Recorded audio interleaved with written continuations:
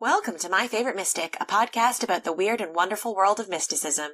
I'm your host, AJ Langley, and today I'm joined by Dyan Elliott. She is the Peter B. Ritzma Professor of the Humanities, teaching in the Department of History at Northwestern University. She's also a medieval historian whose interests converge around questions of spirituality, sexuality, and gender. Dyan, thank you for joining me. Thank you. It's good to be here.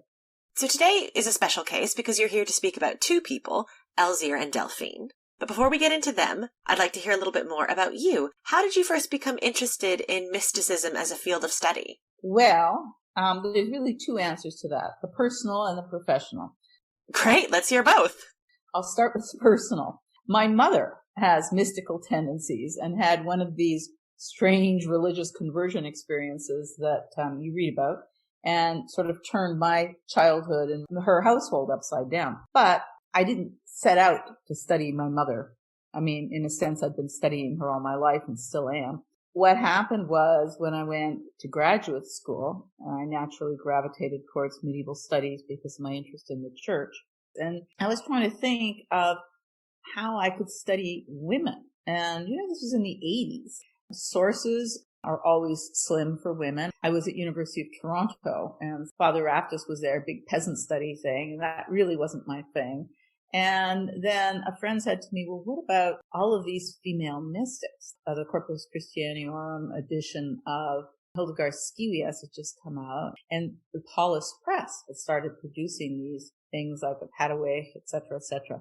And so I thought, okay, I'd love to do that. But, I was still doing coursework. How do I get a course on that? And then somebody said to me, there's this wonderful scholar, Sister Frances Nims, best known for translation and edition she'd done of Geoffrey of Vansel. So I called her up on the phone out of the clear blue and I said, Sister Frances, you don't know me, but I'm trying to put together a reading course on medieval mystics. I need someone to direct it. And I know this is out of the blue, but how would you feel about doing this? And there was this long pause. And she says, dear, I would just love to. And so I learned my Latin by struggling through things like Scivias, et cetera, So looking at female religious writers got me into mysticism, and interest in that developed into my dissertation topic. So what you're working on right now is not directly related to mysticism, but could you tell us a little bit about your current project? Well, it has mystical aspects. I'm working on a book on the church's manipulation of bodies for purposes of canonization is the best known, but my particular interests are what I call the negative translations, where they dig people up to punish them. Well, that's just charming. And because there is an ongoing body-soul relationship in Christianity, there are some sort of mystical aspects of it. I mean, we all know instances where people will have a vision of somebody who's saying, will you please bury me, et cetera, et cetera. That's kind of an antique leftover. But I think that these kinds of ideas of this connection between the body and soul was kind of ongoing, was still alive enough in the church that they thought that digging up someone like a heretic and burning their body would have big spiritual ramifications. So I've been looking at digging up bodies, and, it's not an upbeat kind of practice, but it's something that I'm very interested in.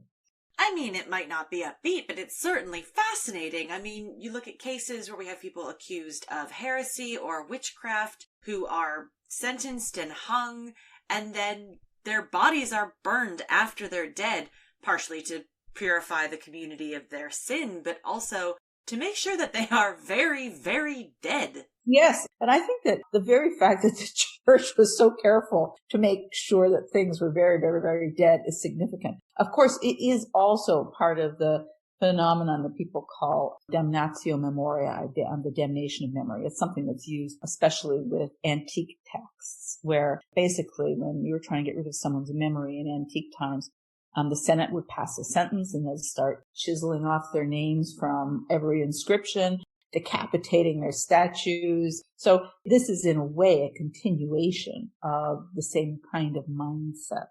Nothing says you completely messed up like having your name chiseled off of things and being effectively erased from everyone's memories. Yeah. I mean, the church was very thorough. I mean, that's why it's still around. I mean, the very fact that when we're talking about heretical thought, We have to piece it together because the church burned all their books. And so we have their word to take for it. And it's like that with the bodies. Heretics are very, very dead. I mean, really, they're very dead people. While saints are not so dead. I mean, they're, honorifically treated. The thing is, though, this is not about mysticism, but the translation of saints and nasty treatments towards heretics started to evolve in kind of lockstep. So they're two very related processes, I think. And obviously the line between sanctity and heresy is quite a blurry one at times. Well, that was the impetus for, I wrote a book called Proving Woman that really was arguing that sanctity and heresy were artificial poles. Poles where, look at someone like Joan of Arc, okay? She's like the most fluid example. And of course, mysticism is an area in which people are going to get in trouble, right? They've developed a vertical relationship with God. The church really prefers horizontal relationships that they can control. So mysticism is a surefire way to maybe find yourself someday be burned at the stake if that's what you want. It might be a bit crude, but I'm sure avid listeners will be well aware that there are some mystics who also would have preferred a horizontal relationship with God. Oh, yeah. I've got a lot of those, right? Bridal mysticism really went kind of wild in the 13th century, mystical pregnancies and what have you. But Elzear and Dauphine are completely the opposite of this. You're right, we've gotten very far off track. Let's move back to Elzear and Delphine. How did you first come across them? So I was working on a dissertation that was eventually called Spiritual Marriage and ended up being my first book. And it was about sexual abstinence in medieval wedlock. When I tell people that, they say, well, that sounds like every marriage I've ever heard of. But ha, ha, ha, ha. What I mean is, where it's actually spiritually recognized. I think probably the most well-known case of somebody who really worked very hard for it was Marjorie Kemp.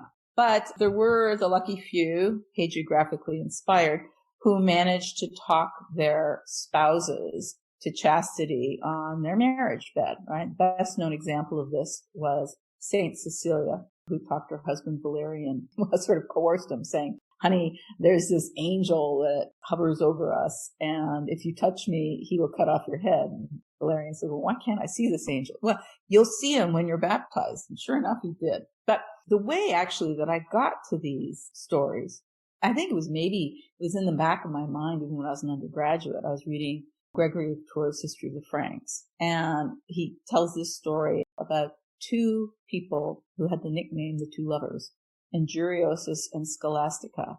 They were both of noble birth, and on their wedding night, they had never really been together before, which is why this so often happens on wedding night with higher class people in arranged marriages. There's some reality there. She was weeping, and he says, what's the matter? I vowed my virginity to God. And he says, well, we come from these noble houses. And of course, their whole purpose is to reproduce, right? And she said, yeah, but I just can't. And then she talked him into not, I guess, rather than it. She talked him into not it. The marriage remained unconsummated. And on Scholastica's deathbed, he said, Lord, I entrust her to you as pure as she was when I received her from you. And she opens her eyes and smiles. And she said, why did you have to say that? Nobody asked you. It would have been no secret all their life.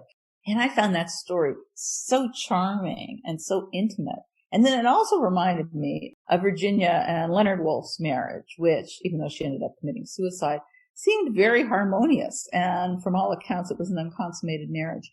And that's what put the idea of writing a dissertation on spiritual marriage into my head. And one of the things that I learned, this brings it back to mysticism, is that chastity was very often a precondition for the mystical state. And, well, I think that actually the mystical vocation was sometimes brought out by the fact that they were living these kinds of double lives, right? Appearing in a certain way, certain expectations on them, and then lifting and separating to be with God. But anyways, a lot of very notable mystics in the Middle Ages talked their husbands into vows of chastity. Marjorie Kemp is certainly the best known, but there are others like Bridget of Sweden, highly celebrated. Now, I think her husband might not have been the most robust shape, but her confessors play it up to make it sound like a huge kind of sacrifice. And even if they didn't have spiritual marriages, a lot of them were matrons who really struggled with marriage and the marriage debt, Angela Foligno or someone like that, or the lesser known Dorothea of Montagu. Now, Dorothea of Montagu and Bridget of Sweden were both inspiration for the feckless Marjorie Kemp, and they both had struggled to earn that degree of chastity. And I think that very struggle leads to what I call a kind of doubleness that facilitates a kind of mystical experience, because there's this tension between the outer and the inner, and that somehow seems to feed the inner. So Elzear and Delphine were another one of these spiritual marriages. Yes, that's right. So how did you find them? Because some of these people were very obscure. Elzear and Dauphine weren't. Oh, really? So what do we know about them? As members of the nobility, they certainly left a trail. I mean, Elzear served the King of Naples, and Dauphine was a lady in waiting to Queen Sancha for a while. But to my knowledge, they didn't write anything about their actual spiritual practice, apart from, I think that Elzear may have written a kind of rule of life that he wanted his courtiers to follow, or at least put forward one that foregrounded chastity in a very big way. But they were religious celebrities, because very soon after Elzear's death, he was the subject of a successful process of canonization. Now, there's an epitome that remains, but the full process is no longer extant as far as I know. There is, however, also a Provençal life, and the Latin one that appears in Acta Sanctorum, I think, is based on the Provençal life. So probably the Provençal life, and there is an epitome that just sort of summarizes what his articles for canonization would have been. Can you give us a quick rundown of what the process of canonization was like? Okay, process of canonization, because these are the main sources for Elzear and Dauphine, is, first of all, you have to get a vita, a life together, and then, well, you have to have a lot of money to do it, because it has to be done at Rome, centralized through the papacy. But anyways, then extracted from the vita usually are these articles that you will get different witnesses to testify to. And then you send the whole thing down to Rome with a proctor who's got to be there to sort of guide the process through. And for whatever reason, Elzear was successful, but the whole thing I don't think does survive. So we're mostly dependent on the vitae. But his wife, she lived longer than him. I think she died in 1360. And she had an extensive process of canonization, which failed for complicated reasons. But I should probably tell you more about their lives and their spiritual practices before I should tell you why it failed. But anyway, so we have those kinds of sources. We know that Elzear, from the lives, had mystical experiences, but we don't really know very much about the content of the actual mystical experiences. I should point out here that one of the things that I find fascinating about this is that in the spiritual marriages I discovered, and also, if you look at sort of Bynum's list of who gets what spiritually, it's usually women who are going to be the mystics, but in this case, it's the husband. But his mystical vocation is very much driven by the kind of lifestyle that's set down by his wife. Okay, well, my interest is thoroughly piqued. Please tell me more about this couple. Okay, so Elzear and Dauphine have been, I think, justifiably called by André Vaucher like something out of the Golden Legend, which is this hugely popular 13th century collection of saints' lives. And they really are very hagiographic, and with spiritual marriage, they often do follow hagiographic models. So both of them are Provençal saints in the south of France. Dauphine was the sole heir to the vast estates, and already when she was 7 or 8, she had a vocation to chastity, which is very typical for women with that kind of a vocation. I mean, there's been some speculation that she had a kind of louche father and there were 2 illegitimate kids running around. But Weinstein and Bell in their Saints in Society pointed out that children usually have a vocation to chastity by the time they're 7, age of reason. And I think there's good reason for this. Even in a castle, you can tell if someone's screaming their head off in pain from childbirth, right? And I think that most intelligent girl children around 5 or 6 would think, oh, that's not for me. And so she certainly falls into that paradigm. And then because she was a member of the higher nobility, at the behest of the King of Naples, engaged to Elzear. And of course, she was very reluctant. And he was 12 at the time of their betrothal, and she was 14. So she was 2 years senior, which, by the way, I think is significant. And then the marriage was rushed up. And, they did exchange vows in the presence of the king. And apparently she craftily asked, can I go back on this? I mean, is this irrevocable? And to make things easier, he said, oh, yeah, sure.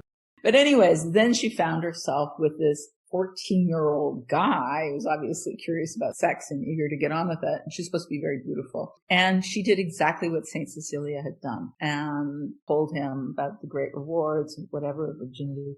And Elzear eventually fell asleep because she kept telling him all these saints' lies. It was sort of like the Scheherazade. And then the next night she told him more saints' lies and fell asleep, et cetera, et cetera. But eventually, he is going to start to pressure her over the next 2 years. But then he is going to have a revelation, which just sort of inaugurates his mystical life. And he will lose all interest in sex by the time he's 16. And is still, because of pressure from the family, I think it takes him another 14 years before he'll make a formal vow of chastity. But he eventually does do it. In the meantime, the couple are really put through the mill. They were living in his paternal grandfather's house. And, okay, it's been 4 years. Why aren't you pregnant? And they would give them potions. She kept throwing them out.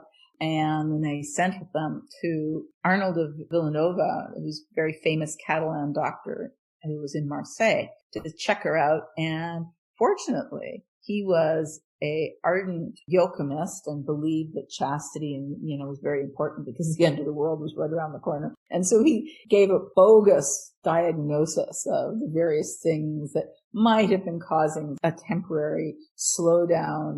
And apparently the grandfather, crafty guy, even hid lewd women in their bedroom to try and incite them to sex. My view is that these things would probably be counterproductive. But anyways. I was gonna say, how shocking that they managed not to succumb to such seductions. But obviously they managed. They held on, and when Elzear eventually came of age, they got to go live on Dauphine's estates and in their lives. Then they were able to create the kind of lifestyle they wanted and gathered a chaste group of courtiers around them. I've seen Elzear and Delphine discussed in the same frame as the Franciscans of the same period. Were there connections between this couple and the Franciscan order? Okay, so this is a very fraught time for the Franciscan order. I mean, it's right around the turn of the 13th to 14th century.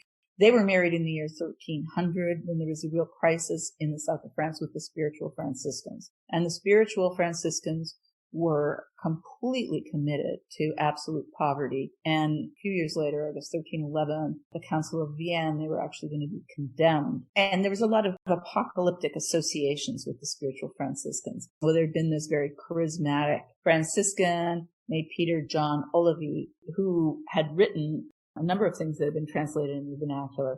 He, of course, was fanatical for chastity. It's speculated that they were certainly in the circle of this kind of spiritual Franciscan ambiance. It's unclear how much of Olivi they may or may not have read, but he was certainly in the air, So then I think it's significant that once Elzear died, Dauphine's next job, she'd found, in addition to virginity, this vocation to absolute poverty and humility. She spent the rest of her life trying to divest herself of her vast properties.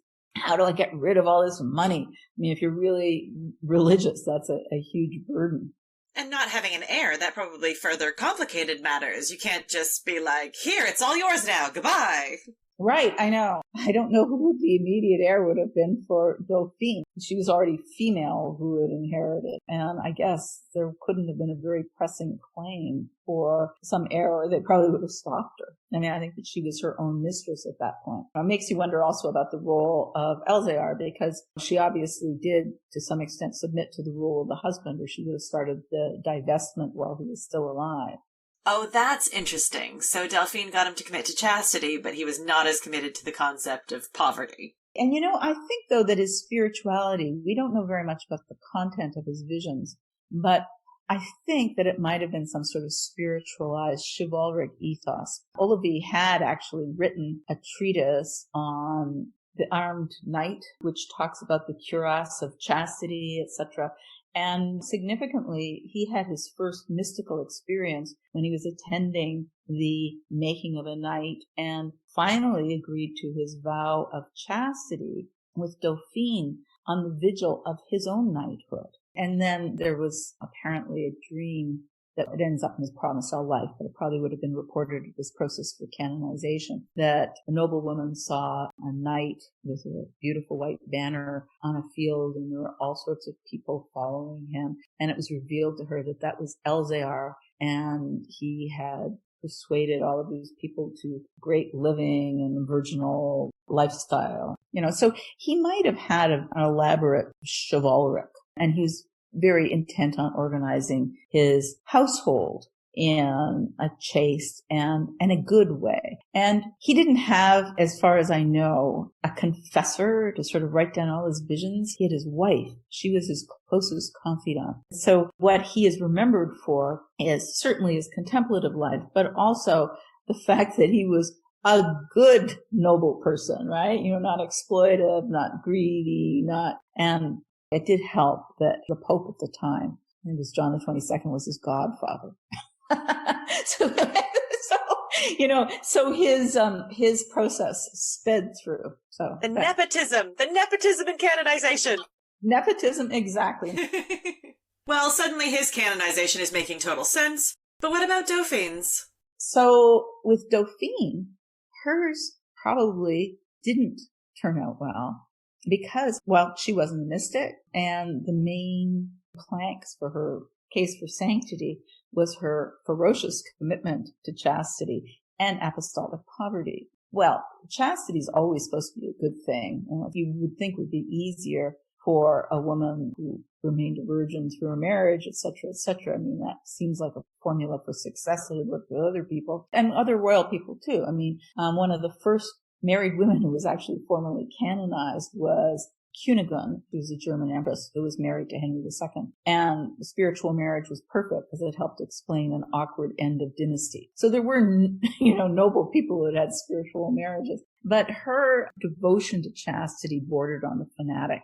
And people at her process of canonization said once when a knight was apologizing to her for, I'm sorry I remarried. I know I shouldn't have, but, I'm weak. And she says, well, I don't know about you, but I wouldn't be a mother even if I had one of the apostles as a child.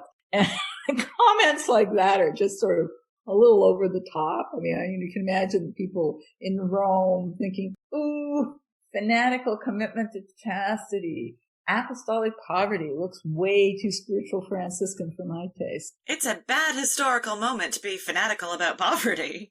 Yeah, I know. And also, because of the eschatological writings inspired by Joachim Fiore, but Peter John Olivi and Arnold of Villanova too. They both had spiritual stuff about the importance of chastity from an eschatological standpoint and in these perilous times with the end of the world. So all of these things would have rung perhaps danger bells. And also then they fell into the papal schism. It's not a good time to be canonized anyways. I mean, look at someone like Bridget of Sweden. She had to be recanonized over and over. So there are a lot of factors going on in the period that also made it more difficult for Dauphine to be recognized in the way that she probably should have been. But going back to Elzear, we're told that he had revelations, but we're not told what they were. We're not given any content. Does that surprise you, given that we have hagiographical works? He was canonized, that we just don't know anything about these experiences? No, because I think that sometimes it depends on who is listening. Like Conrad of Marburg, the evil confessor of Elizabeth of Hungary. It's clear that she had mystical experiences, but he wasn't interested in writing them down. Conrad was trying to emphasize her commitment to poverty. Again, if you're a princess, that's a remarkable thing, right? And her obedience to him. And those were his main things. And so we don't really know what would be the content of Elizabeth's revelations and stuff. And with Bridget of Sweden, her life is told in such a way that it makes it sound as if chastity was the thing that allowed her to become a prophet, like after the death of Ulf, her first formal revelations. But if you look around in the different Vedas and stuff, there's one line that says, Even before she became a widow, she saw certain things. But they don't say what. I mean, obviously, she was more credible as a widow than somebody, was in a weird kind of murky spiritual marriage with her husband or whatever. And certainly than a matron who was churning out children. So I think that people pick and choose. And because, to a certain extent, their chastity, and it was known to the circle in the house, etc., I'm assuming well known to the confessor, the person that he told his revelations to, and I have one salient piece of evidence for this, is Dauphine. One really intimate thing that's told in his Provençal life is once when they were in the bedroom and she was washing his hair, he said to her, "Oh, leave me now. I am about to go into a rapture." And then she went away. And then when she came back into the room the next morning, she gave him a little bit of space. His face was shining like it was full of candles, and he told her everything he'd seen. They don't tell us. I mean, that kind of spiritual intimacy is not written down, which I think is intriguing and also in a way very beautiful. This was for them. That is so interesting, because with mystics, we often find that they're given almost a mission to communicate what they're seeing, what they're hearing, what they're learning from God.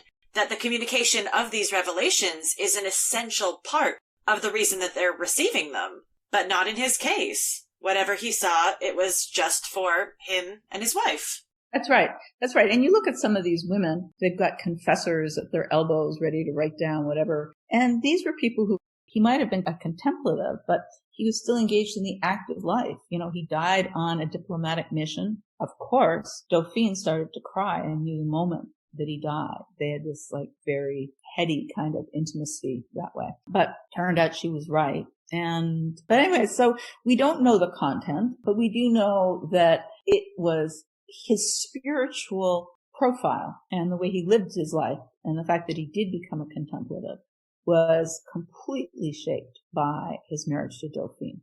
I feel like she should get a canonization because she made someone a saint. Well, what's interesting is, even before he was canonized, she started venerating him privately. She knew she'd made him into a saint. And actually, she didn't do very well after he died initially until he appeared to her in a vision. So I guess you could say that she was a little bit of a mystic and told her to pull herself together, that he was released from the flesh, and that was a good thing. There's something so sweet about that. I know. It is sweet. I mean, it is really like something out of the Golden Legend. Only better. Well, now we have reached the end of the podcast, which means there is just one question left, which is, why did you choose Elzear and Delphine as your favorite mystical married couple? They're my favorite mystics because, in my experience, not just with working on spiritual marriage, but mystics generally, they have terrible marriages. And the very idea that a couple, St. Augustine wrote this to a woman who acted like her husband was dead after they took a vow of chastity. So that was the context for it. That he did say to her that the bond was stronger, the chaster than marriage was. Now, he was doing that to get her to submit to the husband. But actually, this is an actual instance where the Augustinian formula works. Their bond was stronger the chaster they were. And I think that they really loved each other. They would go to bed together every night, fully clothed, lie on the bed, hand in hand. I mean, they had to do that initially for the first 7 years or so because they didn't want his relatives to figure out why she wasn't getting pregnant. And what happens between men and women when they're not producing children? A different kind of intimacy, right? A different way of running your household. I mean, I think it's very significant, for example, that it was allegedly Dauphine who taught Elzear how to read, but their spiritualities became so intertwined with one another and so wound up. And there was an instance where, very Augustinian, she was distraught because I think the Duke of Calabria not only didn't mourn the death of his wife, but was looking forward to marrying someone else. And she was completely thrown by this. And she told him in tears. And he said, with others, when the relationship is based on the flesh fails and that relationship will fail. But ours, which is based on the spirit, will endure forever. And by ever, he meant into heaven. And marriage was considered to be dissolved. In heaven, there's no marriage or giving in marriage. He was projecting their union into the afterlife. And I think that's pretty amazing. That is so romantic. Yeah, I love them because they're so romantic. I think that a lot of men might think that that's a bizarre view of romance. And, let's face it, Provençal is the area of courtly love. Some people have speculated that maybe there was some of that ethos there, if you believe that the original courtly love was sort of an unconsummated kind. I don't think that that's necessarily so, but I think that it was a very heady kind of ambiance living in the south of France at that time with the spiritual Franciscans and stuff. I mean, it must have been, and it seems like they had just a really wonderful relationship. Dyan, thank you so much for joining me today and for telling me about Elzear and Delphine. Nice talking to you, and good luck with your own work, okay? Thank you so much. And thank you all for listening. You can follow us on Twitter at MyFaveMystic, and join me next time when I speak to Travis Stevens about Beatrice of Nazareth.